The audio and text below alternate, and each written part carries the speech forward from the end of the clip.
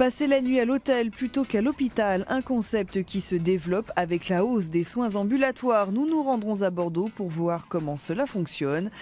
Dans l'agglomération du Mans, on développe un service de voiture en autopartage en milieu rural. Une idée écologique et solidaire. Et on débute cette édition à La Rochelle où l'on prépare déjà l'été. Les offres d'emploi des saisonniers sont prêtes et avant de répondre, les demandeurs d'emploi peuvent profiter d'une journée de job training. Explication.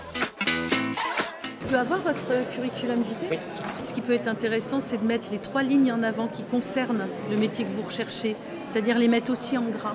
Quelques conseils pour dénicher le job d'été de ses rêves. Ici, des professionnels de l'emploi et non des chefs d'entreprise viennent en aide aux candidats, comme un Mathias peu à l'aise avec l'exercice de l'entretien d'embauche. Peut-être avoir un peu plus de confiance en moi du coup pendant l'entretien et à mieux parler, surtout aux employeurs. C'est un tâche difficile un peu. Et même à 52 ans, la tâche n'est pas plus facile. Être à l'aise, ne pas être déstabilisé par les questions de l'employeur, chercher à répondre, voilà, c'est de la pratique, c'est une gymnastique. Quelques mètres plus loin, le compte à rebours est lancé. Objectif de l'exercice, savoir se présenter en 2 minutes. Est-ce que tu as une compétence forte dans ton domaine professionnel? La mise en rayon. D'accord, la mise en rayon. C'est la première qui me vient. Je mets en rayon, je suis rapide. Mais ça, je vais l'oublier. Est-ce que tu peux m'en dire plus sur cette mise en rayon? Le but, c'est d'ancrer dans la mémoire du recruteur l'histoire de cette rapidité, de cette compétence, en allant chercher un souvenir. Là, l'exemple, c'était qu'il avait travaillé chez Leclerc, qu'on lui avait confié une mission de mettre 2 grosses palettes en rayon, qu'il avait fait très rapidement et qu'en plus, il avait été félicité de sa rapidité, de son efficacité par son chef de secteur. Des efforts qui peuvent se révéler payants. À la clé, c'est plus de 5000 emplois pour voir dans toute l'agglomération et dans de nombreux domaines. On est quand même sur un site touristique, donc beaucoup dans l'hôtellerie, on l'a vu, mais aussi la grande distribution, dans l'agriculture. Le ramasser des melons dans notre région, c'est quelque chose qui est important. Préparez vos CV. Le 15 février au Forum de Foura-les-Bains, 650 offres d'emploi saisonniers vous attendent.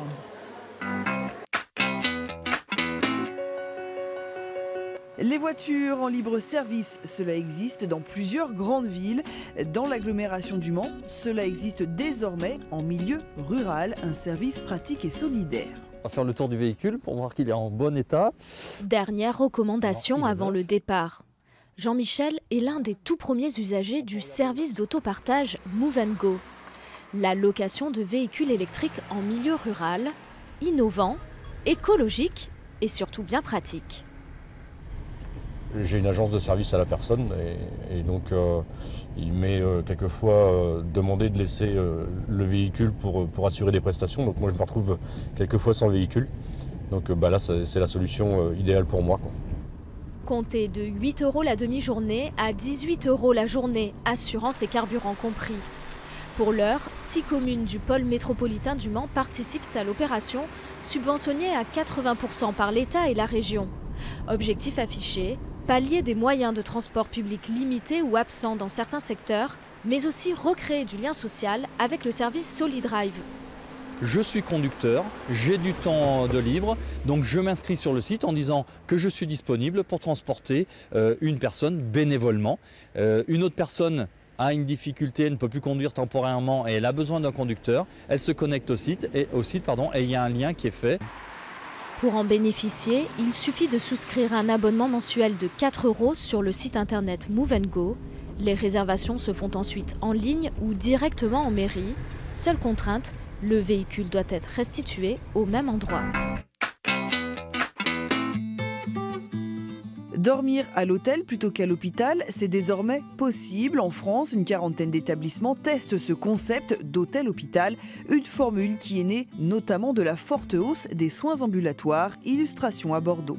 Nous sommes à l'espace Beaulieu, au cœur d'une maison diocésaine qui propose des services d'hôtellerie et de restauration au grand public. À première vue, cette chambre est une chambre d'hôtel comme une autre, à ceci près qu'il s'agit de l'un des 4 hébergements hospitaliers dédiés aux patients de l'Institut Bergonié, situé à 2 pas. Il y a évidemment la proximité, une certaine logique de quartier également. Voilà. Donc c'était assez naturel d'accéder à la demande, à la proposition de Bergonié de travailler ensemble sur la mise à disposition de ces chambres. Un calme et une sérénité propices aux patients, mais également un modèle d'hébergement qui s'inscrit dans le contexte d'économie lié au niveau parcours de soins et au développement de l'ambulatoire. Les autorités de santé nous poussent à développer l'ambulatoire.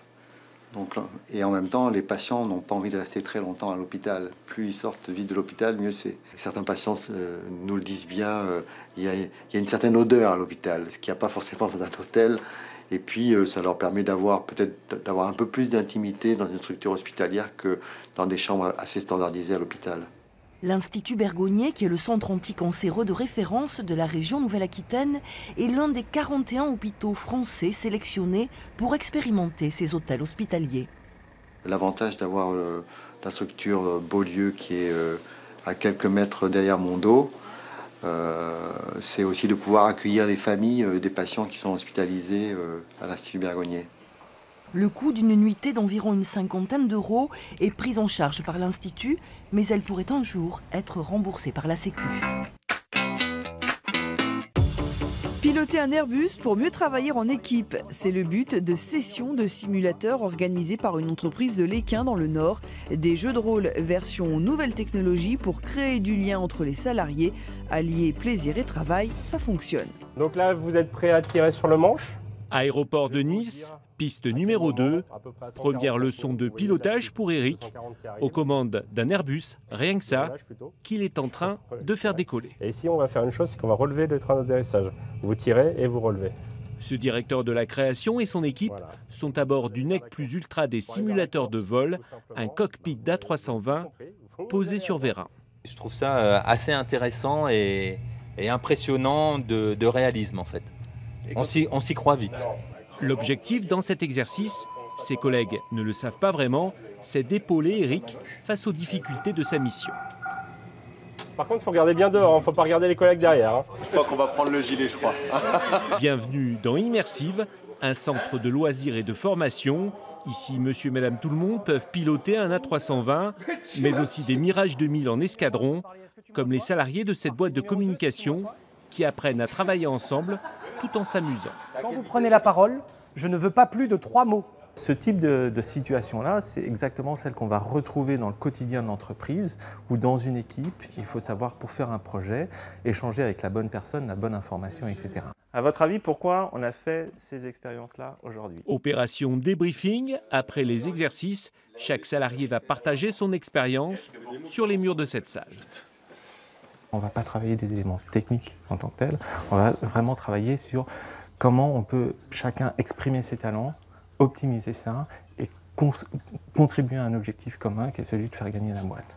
C'est à la fois de provoquer du plaisir au sein de l'entreprise, au niveau des différents salariés, parce qu'on n'a pas forcément l'occasion de le faire au sein de l'entreprise même, et de travailler aussi différentes aptitudes, la communication principalement. Coût de l'expérience, entre 25 et 1000 euros pour 8 heures de vol avec un instructeur professionnel. En plus, regarde.